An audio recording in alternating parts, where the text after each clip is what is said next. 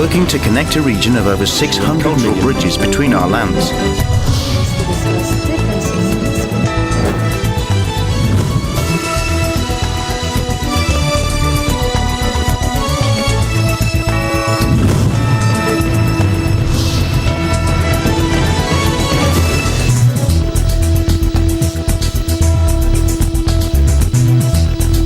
Good evening, I'm Alma Angeles and you're watching ASEAN in Focus on tonight's headlines. Typhoon Saula's impact. We delve into the aftermath of Typhoon Saula as it struck southern China, affecting Hong Kong and triggering extensive regional preparations. President Marcos Jr.'s peace pledge. President Marcos reaffirms his commitment to the Western Command and highlights their crucial role in maintaining peace in the West Philippine Sea. Pacific ICT cooperation. We report on ICT ministers from across the Pacific region gathering in Papua New Guinea to foster digital transformation cooperation. Victory for Gilas Pilipinas. Exciting news as Gilas Pilipinas secures a spot in the 2024 FIBA Olympics qualifying tournament with a remarkable victory over China.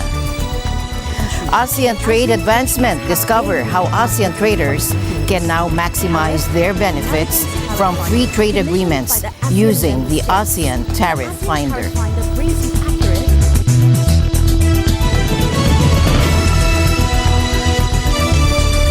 First in our program, Typhoon Saula made its presence felt in southern China, leaving a trail of destruction in its wake.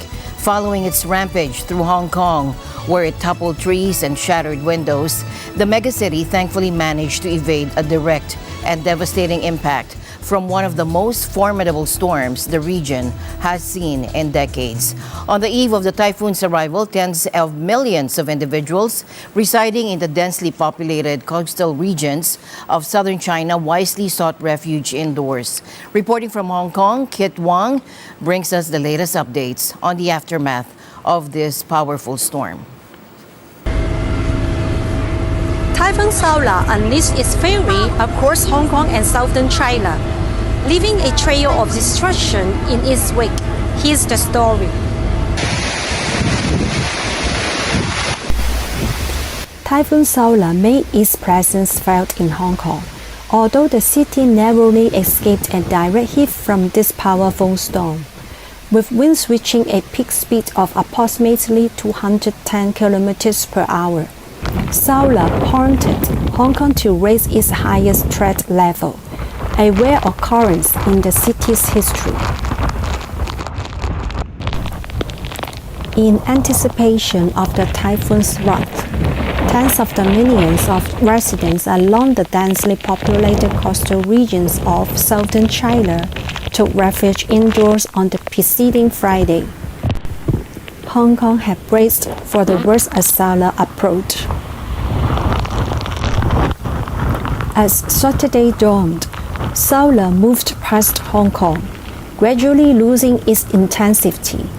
The typhoon was downgraded to a severe tropical storm, sparing Hong Kong from significant casualties and damage. However, strong winds persisted, prompting authorities to caution people against approaching the shoreline. Hong Kong's airport, which had faced mass cancellations and delays, slowly resumed its operation after the storm passed. Meanwhile, nearby Macau reopened its casinos after an unusual one-day closure due to Saula's severity. Last night is a very strong the wind. It's a bit scary because the wind is so strong that, of course, we were just like stay at home, stay positive that it will be all right. Joe, did you see it? Yeah, in our state there's a lot of trees falling and all of that, and of course some windows is broken. So Saula made landfall in the Chinese coastal city of Zhuhai, where diligent workers cleared debris and sand from the streets.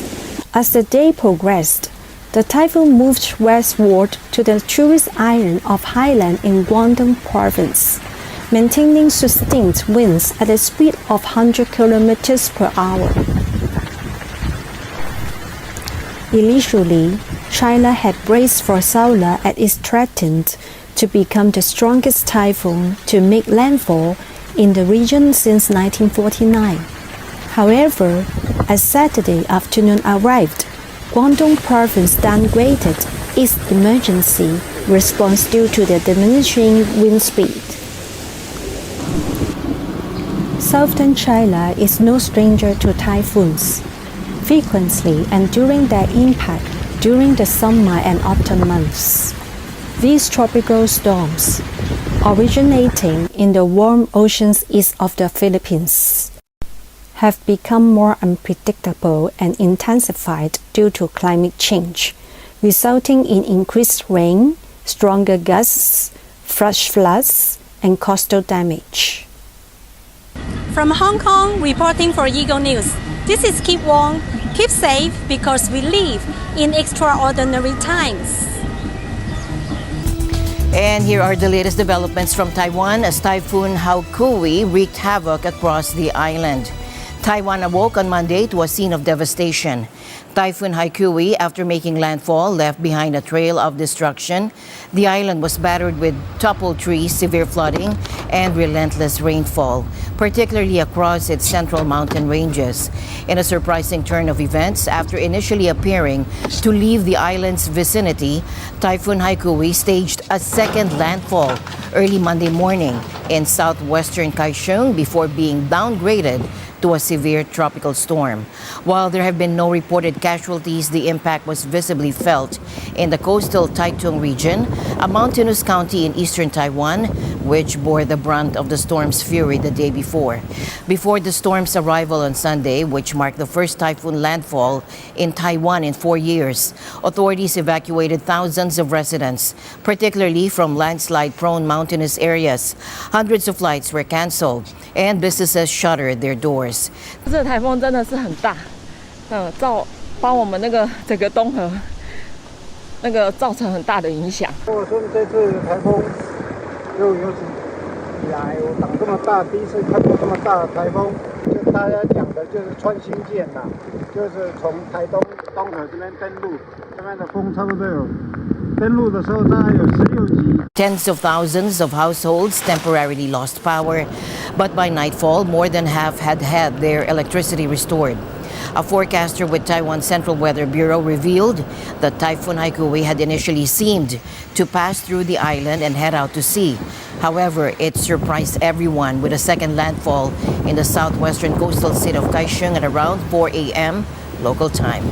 During the night, the typhoon almost encircled Kaohsiung, but as it moved along the coastline, its structure was damaged by the terrain, gradually weakening its force. President Marcos has affirmed the government's commitment to address China's recent release of a new map, prominently featuring a 10-dash line encompassing a significant portion of the South China Sea, which includes the Philippines' exclusive economic zone in the West Philippine Sea. Occurred in 17 because we were already looking at our claims. We were already discussing this with the United Nations, we were part of a group of, I think, 3 countries that established the archipelagic principle of baselines and your EEZ. And we just remain consistent to that. Hindi naman nagbabago. Siguro yung pag-establish ng municipality na pag-asa, that it was to be able to make sure, to establish, to show that this is part of the Philippines. Now, we, of course, will continue to defend our territorial sovereignty, our territorial rights. We have not changed our approach. It is other countries around us that have changed their approach. Now, once again, we received the news that now the 9-dash line has been extended to the 10-dash line. And so these are we have to respond to all of these, and we will. But again, these are operational details that I would prefer not to talk about. President Marcos underscored that the Philippines will steadfastly uphold its territorial claims in the highly disputed waters and maintain consistency in asserting ownership over the West Philippine Sea. Emphasizing the nation's stance, President Marcos pointed out that the United Nations Convention on the Law of the Sea, or UNCLOS, provides a robust foundation for defending the Philippines' territorial rights in the West Philippine Sea. We have stayed true to the rules-based international law, especially the UNCLOS. And that I think puts us on very solid ground in terms of our claims for territorial sovereignty, for maritime territory. And this has been validated and supported by many, many countries around the world. And we should take strength in that. And I believe that that again is a very big help to the Philippines in continuing to defend our maritime borders. Now, President Marcos embarks on a significant journey today as he heads to Jakarta, Indonesia, to participate in the 43rd Association of Southeast Asian Nations Summit and related summits, spanning from September 5 to the 7th. During this period, he will engage in bilateral discussions with fellow ASEAN leaders and international counterparts. As we eagerly anticipate the upcoming summit, let's now tune in to President Marcos' departure speech, where he outlines his agenda and aspirations for his participation in this 43rd ASEAN Summit in Indonesia. Let's listen in. My participation will highlight our advocacies in promoting a rules-based international order, including in the South China Sea, strengthening food security, calling for climate justice, tapping the potential of the digital and creative economies, protecting migrant workers in crisis situations, as well as combating trafficking in persons. The second ASEAN Summit for this year provides a strategic opportunity for ASEAN to deepen its robust partnerships with Australia, Canada, India, China, Japan, Korea, the United States, and the United Nations. We will foster cooperation with these countries in areas such as trade and investment, climate action, food security, clean energy, and maritime cooperation. I will also participate in the ASEAN Plus 3 and East Asia summits, during which we will discuss developments in the South China Sea, the situation in Myanmar, and the conflict in Ukraine, as well as on other major power rivalries. I will also take the opportunity to meet the bilateral partners at the sidelines of the ASEAN Summit to advance cooperation that will benefit our national priorities. As a founding member, ASEAN has always been closely intertwined with Philippine foreign policy. My administration will continue to ensure that our constructive engagements with ASEAN, our dialogue partners, and stakeholders serve our national interests and the well-being of the Filipino people. Australia is stepping up its security assistance to the Solomon Islands. They will send additional personnel to ensure safety during the upcoming Pacific Games in November and next year's general elections. Australia has been collaborating with other nations in Honiara since November 2021, initially deploying security forces after anti-government unrest. Their support will now continue until June 2024, focusing on security for the general elections. Australia is proud to be the Solomon Islands' primary security partner and will also send more personnel to aid with the Pacific Games. This development follows a pact signed by Solomon Islands Prime Minister Manasseh Sogavare in July, allowing China to maintain a police presence until 2025. Earlier, Sogavare's review of Australia's security pact raised concerns of the Solomon Islands leaning towards China. Looking ahead, the Pacific Games are set to host around 5,000 athletes from 24 nations starting November 19th. General elections are scheduled for early 2024. In 2022, concerns were raised when the Solomon Islands inked a secretive security pact with China, raising worries that it could potentially provide China with a military foothold in the South Pacific. In tonight's other news, former Thai Prime Minister Thaksin Shinawatra, serving an 8-year prison term, had his sentence reduced to 1 year by King Maha Vajiralongkorn after returning from 15 years in exile. Now, this followed Thaksin's request for a royal pardon related to corruption convictions, sparking speculation of a deal. Thaksin, ousted in 2006 coup, was imprisoned upon his return, with the Royal Gazette confirming the reduction, citing his past contributions to the nation. The statement highlighted his loyalty to the monarchy, respect for justice, and health issues. The announcement declared His Majesty the King has granted him amnesty and reduced the sentence on Thaksin Shinawatra, the prisoner, to 1 year in prison so that he could use his expertise and experience to develop the country further. Thaksin's return coincided with his party's re-emergence in a coalition, fueling speculation of a deal to reduce his term. New Prime Minister Srettha Thavisin extended congratulations to Thaksin's family, considering his health concerns. Thaksin's daughter expressed gratitude for the king's generosity. Thaksin's daughter, Paitong Tarn, expressed gratitude on behalf of the family for the king's benevolence. Now let's shift our focus to Nevada, where our team engaged with local consumers to gauge their perspectives on how the current economic landscape is impacting their access to food, housing, and clothing. Anna Kui brings you this insightful story. Anna. In other news tonight, Russian President Vladimir Putin is urging students to foster a deep love for their country, emphasizing the importance of connecting everything with the family and the future of our homeland as they commence the school year with a patriotic curriculum. Какой самой главной мыслью? любите Россию? Отличный совет, спасибо большое. Но это надо подойти к этому творчески. Now, this counsel was imparted during a prominent lecture series titled Important Conversations, personally instructed by President Putin and attended by a select group of 30 high-achieving school children.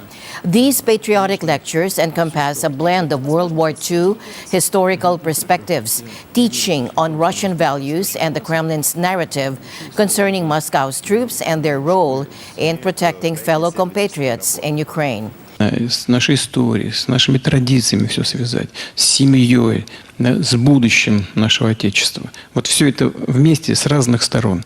Надо подавать эту тему красиво, интересно, с тем, чтобы у ребят глаза горели, и чтобы вы сами получали удовольствие. Так вот, девушка получила. Finally, President Putin also stressed the country's long-standing dedication to fostering relations with Asian nations, citing the natural progression of these efforts in line with Asia's rapid development and the emergence of Asian economic centers. Уделяем повышенное внимание развитию наших отношений с азиатскими странами. Повторяю, даже не в связи с сегодняшними событиями. Вот. Это естественным образом мы делаем, потому что с учетом темпов развития Азии и стран азиатских, центр экономической, как это всегда бывает, а за ним и центр политической жизни, постепенно будет смещаться в эти регионы. In Papua New Guinea, ICT ministers from across the Pacific region have gathered to foster cooperation in the realm of digital transformation. Reporting from Port Moresby, here's Echo Ortelesa Quinola with the details. Papua New Guinea hosts the Pacific ICT Ministerial Dialogue under the theme Smart Pacific, One Voice, creating a digital future together for the Pacific. Delegates from Australia, Fiji, Kiribati, New Caledonia, New Zealand, Niue, Palau, Samoa, Solomon Islands, Tonga, and Vanuatu joined Papua New Guinea's Minister for ICT, Timothy Masiu, to discuss strategic partnerships pivotal in creating opportunities and amplifying collective voice on the global stage. With the theme of Smart Pacific, One Voice, creating a digital future together for the Pacific, we acknowledge that connectivity stretches beyond physical accessibility. The dialogue aims to address common challenges in leveraging the transformative power of digital technology. As a responsible minister, I don't want to just push these things because people want it. No, we have to bring in things that which can protect our people as well. The goal of these nations is to guarantee that the digital transformation they will embark upon genuinely encompasses and enriches lives of all citizens and their communities. ICT connects people when we are in isolation. And therefore, this declaration will pave a way forward for us to foster development as well as develop our economies in the Pacific. Prime Minister James Marape underscores the country's commitment to nurture a digital economy that transcends geographical confines and bridges disparities in digital access. Transactions that take place, family, everything is now influenced by the ICT space. In fact, without ICT, the world of commerce and trade would not have grown much faster. In the last 10 years, it has grown. Global GDP has multiplied as a result of ICT that drives the economy of the world today. The dialogue concludes with the signing of the Declaration on Digital Transformation of the Pacific and a state dinner hosted by the capital city governor, Boris Sparko. About achieving our vision equally for a smart city. This is a goal that we share, and we are pleased that this discussion taking place here.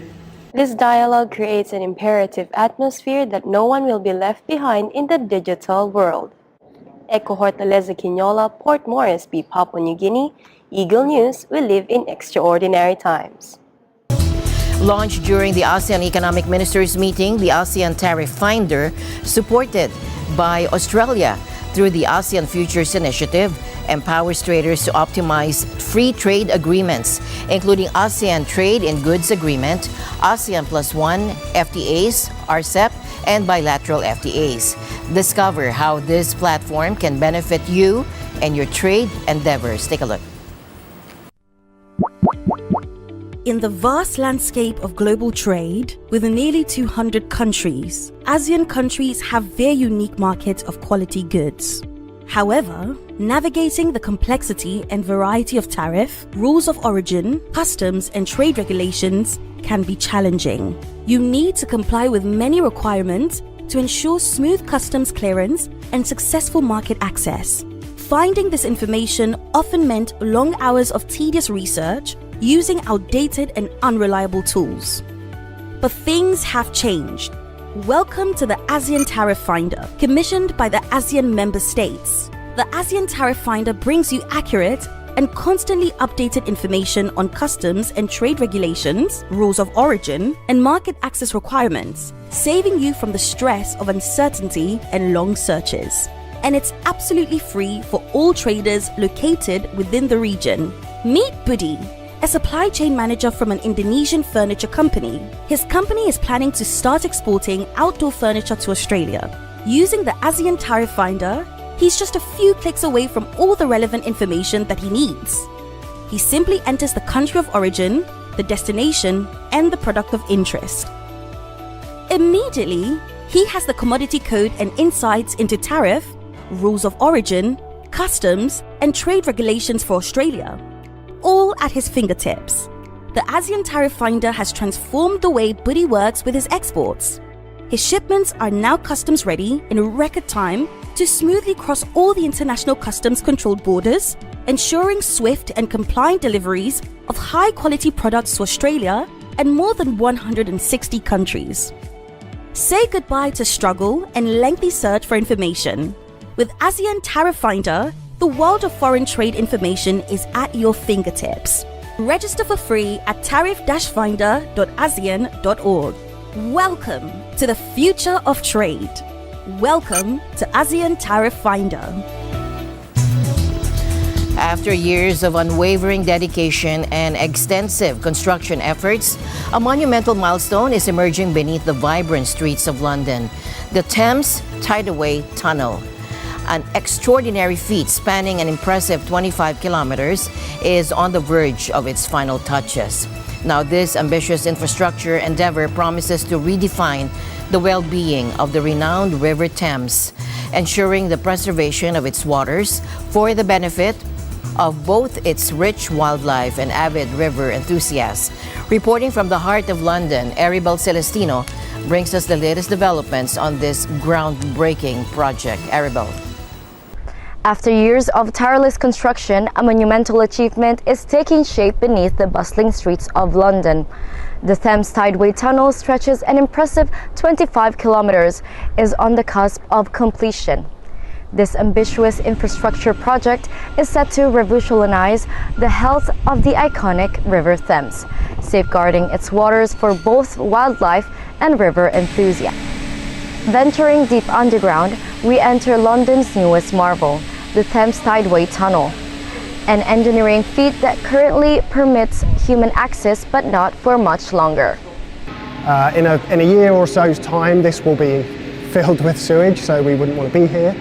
But this is it. This is kind of one small part of 25 kilometres of tunnel that snakes right under London. The tunnel's extensive route stretches from West London to sewage treatment facilities on the Thames estuary. Its mission is to tackle a pressing issue plaguing the river. During heavy rainfall, the Victorian sewage system's overflow finds its way into the Thames. As London's population swelled, this occurrence became all too frequent. So when the system was built, this happened quite infrequently, a couple of times a year perhaps. Now this happens an average of once a week. And so in a typical year, 40 million tonnes of storm sewage, which is sewage and rainwater, spills directly into the Thames. The colossal undertaking, completed in 2022 after 7 years of endeavour, is poised for full operational status in 2025. It is anticipated to eliminate a staggering 95% of the waste currently contaminating the Thames. While this landmark project garners attention, a broader issue looms across the UK's water landscape. Beyond London, sewage outflow remains a significant concern, often overlooked. I know at least one of my friends had the same problem with a similar age child on a different beach, and a couple of wild swimmers that I know had issues with their eyes and UTI infections as well. So yeah, people are getting sick. Startling figures from the Environment Agency reveals over 800 sewage spills per day on average across UK waterways in 2022. Though growing awareness shines a spotlight on the problem, improvements are yet to materialize swiftly beyond the capital. We've got water companies that are getting a lot of money. We've got a government regulator. What's it doing? So some are taking their responsibilities quite innovatively, but whether there's that level of investment that we've got in London, I'm not sure that's the case yet. While the Thames Tideway Tunnel is set to rejuvenate London's famed river, the journey toward broader water quality enhancement across Britain is still distant. Stay tuned as we monitor this transformative project and its ramifications for both London and the nation at large. I'm Aribel Celestino, reporting from London, United Kingdom. Stay safe, for we live in extraordinary times. And here's the latest in space exploration.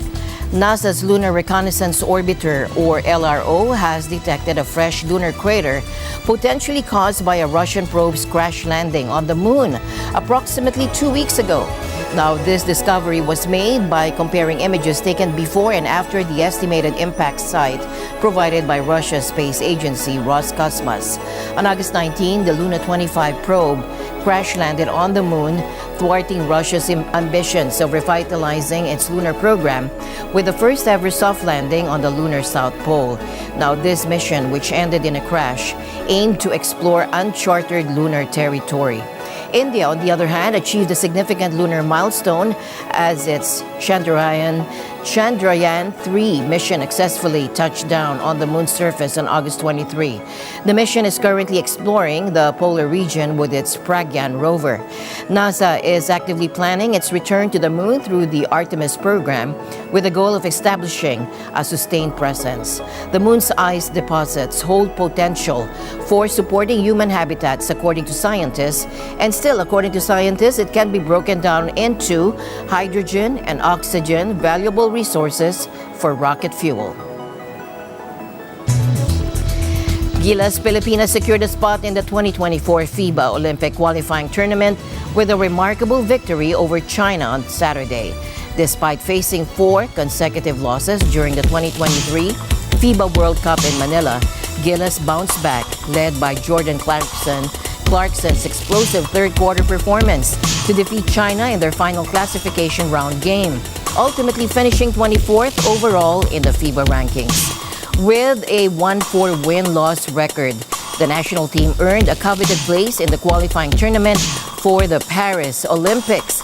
Although the Philippines missed out on securing the lone direct Olympic spot for an Asian team due to their winless performance in the group stage and a loss to South Sudan 87-68. In the classification round, Gilas' narrow losing margins in Group A, coupled with their impressive 96-75 victory over China, proved pivotal in clinching the Olympic qualifying berth. The Philippines found themselves tied with Angola and China, all boasting 1-4 records, but the most countries secured the second spot in Group M based on a higher points differential. The Philippines ended with a minus 21 differential, while Angola and China trailed with minus 42 and minus 94 differentials respectively. Meanwhile, South Sudan claimed the top spot in Group M with a 3-2 win-loss record, securing the sole African ticket to the Paris Olympics.